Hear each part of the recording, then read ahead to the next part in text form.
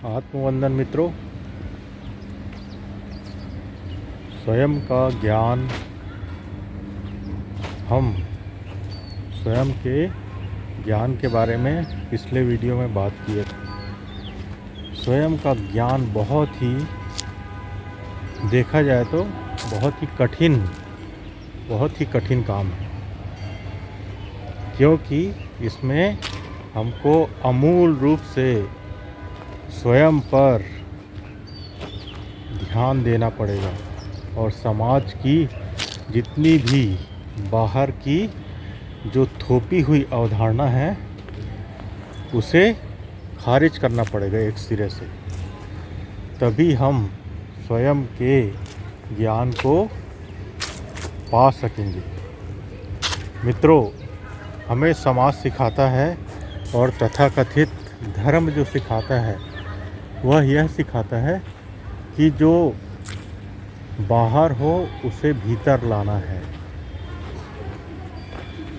और हमारा स्वयं का ज्ञान यह कहता है कि जो भीतर हो उसे ही सामने प्रकट करना है, चाहे कितनी भी हमको कठिनाइयाँ उठानी पड़े, कितनी भी कठिनाइयाँ हमें उठानी पड़े।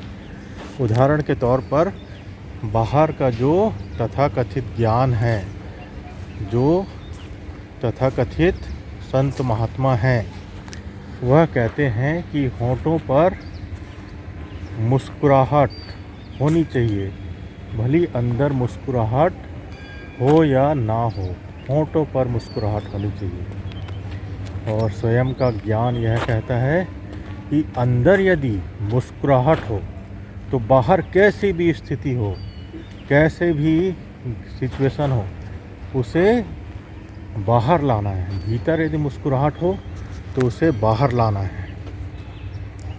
भीतर यदि आपकी प्रफुल्लता का भाव हो, भीतर यदि रुदन हो तो उसे बाहर लाना है, ना कि नकली जीवन हमको जीना है। नकली जीवन मतलब बाहर से हम मुस्कान हंसी चिपकाए हैं लेकिन अंदर हृदय रो रहा है, हमारा रो रहा है। तो यह स्वयं का ज्ञान नहीं है। जैसे कि हम कहीं जाते हैं, कहीं भी, तो झूठी हंसी या झूठा दुख, जैसे कि किसी मृत्यु सभा में गए, शोक सभा में, तो जाने के पहले, घर से निकलने के पहले हमारे अंदर कोई रुदन का भाव ही नहीं रहता था, लेकिन वहाँ जाकर वहाँ के माहौल में ढल कर हमारे अंदर रुदन का भाव आ जाता है। ओढ़ी हुई वहाँ की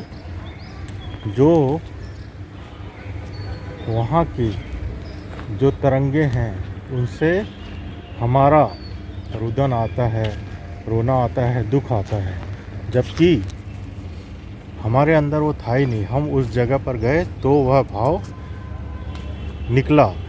तो यह जो है थोपी हुई स्थिति है।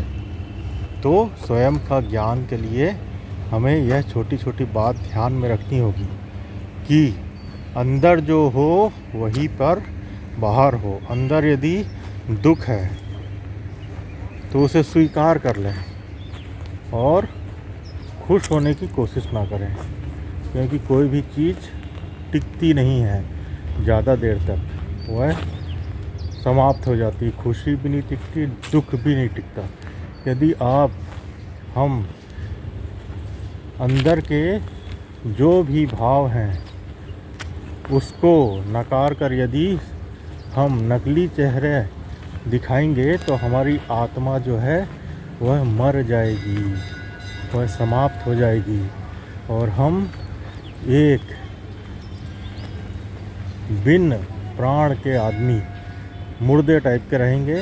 अंदर कोई रियलिटी नहीं रहेगी, अंदर कोई खुशी नहीं रहेगी। एक नकलीपन सा हमारे जीवन में छाया होगा, पूरा नकलीपन सा।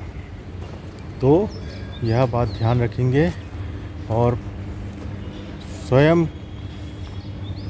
स्वयं के ज्ञान के बारे में हम 3 महत्वपूर्ण बिंदुओं पर हम आज बात करेंगे। जितना भी आज हो जाएगा उस पर बात करेंगे, नहीं तो आगे के वीडियो में करेंगे। पहला है साक्षी। साक्षी एक बहुत बड़ी क्रांति है। साक्षी का मतलब है जो भी घटनाएं हमारे ऊपर घट रही हैं, हम उसके साक्षी बनकर रहेंगे। साक्षी मीन्स, साक्षी का मतलब यह है कि जैसे कि हम भोजन कर रहे हैं तो भोजन करने वाला को हम देख रहे हैं और जो भोजन ले रहा है उसे भी देख रहे हैं, और अंदर जो सिर्फ दोनों घटना को जो देख रहा है वो तीसरा जो है वह साक्षी है। तो यह घटना को हमें बार बार अपने हर कृत्यों में लाना है, मतलब तीसरे को हमको हमेशा ध्यान में रखना है। कोई पत्थर मारा सिर पर तो हमने उसे देखा, फिर अंदर जो दर्द है उसे महसूस किया, फिर तीसरा जो दोनों चीज़ों को देख रहा है उसे भी हम देख रहे हैं, उसे भी हम साक्षी भाव से देख रहे हैं। तो पहला महत्वपूर्ण सूत्र है स्वयं के ज्ञान के लिए साक्षी। हर कृत्य में साक्षी बनकर हमें रहना है, हर कृत्य में। दूसरा है सजगता। यदि साक्षी हम साधते चलेंगे तो दूसरा आसान हो जाएगा। सजगता का मतलब है हम कुछ भी करें तो उसमें होश रहे, कुछ भी चीज़ करें उसमें होश रहे। भोजन करें तो 100% वहाँ पर रहें, कुछ भी काम करें तो 100% वहाँ पर रहें, और 100% हम कोई भी काम करेंगे तो हमारे स्वप्न खो जाएंगे और हम एकदम हमेशा तरोताज़ा महसूस करेंगे और हमारे जीवन की सुबह हो गई है ऐसा हम महसूस करते रहेंगे मित्रों। तो सजगता हमारे हर कृत्य में साधना है। सजगता, सजग होकर चल रहे हैं तो एकदम 100% सजग होकर कि दायां पैर उठ रहा है, बायां पैर उठ रहा है, ऐसा बोलना नहीं है, इसे सिर्फ महसूस करना। दायां उठ रहा है, बायां उठ रहा है, दायां उठ रहा है, बायां उठ रहा है, ऐसा महसूस करना है। तो धीरे धीरे हमारी सजगता बढ़ेगी। सजगता के बाद आता है तथाता। तथाता बहुत ही गहरा सूत्र है। तथाता का मतलब हम छोड़ते हैं अस्तित्व में अपने आप को। अस्तित्व जहाँ ले जाए हमें, हम बहते हैं, अपनी तरफ से कुछ भी प्रतिक्रिया नहीं करते हैं। इसके बारे में हम और भी साफ करेंगे अपने वीडियो में। तो धीरे धीरे करके सजगता के बाद हम तथाता को भी साधेंगे। तथाता का मतलब है बहना। कुछ भी चीज़ हमारे जीवन में घटे तो हम जो है उसे परम स्वीकार भाव से उसे एक्सेप्ट करेंगे और प्रभु की मर्ज़ी मानकर उसमें जिएंगे और अपने आप को पूरी तरह उसमें छोड़ेंगे। हम छोड़ते नहीं, यही सबसे बड़ी हमारी विडंबना है। यदि हम छोड़ दें तो हमारा जीवन ही बदल जाएगा। तो मित्रों, आज के वीडियो में बस इतना ही। स्वयं के ज्ञान में इस पर विचार करेंगे और अपने जीवन को और ऊंचा उठाएंगे और आनंद से भरेंगे। आत्मबंधन। बहुत बहुत आभार।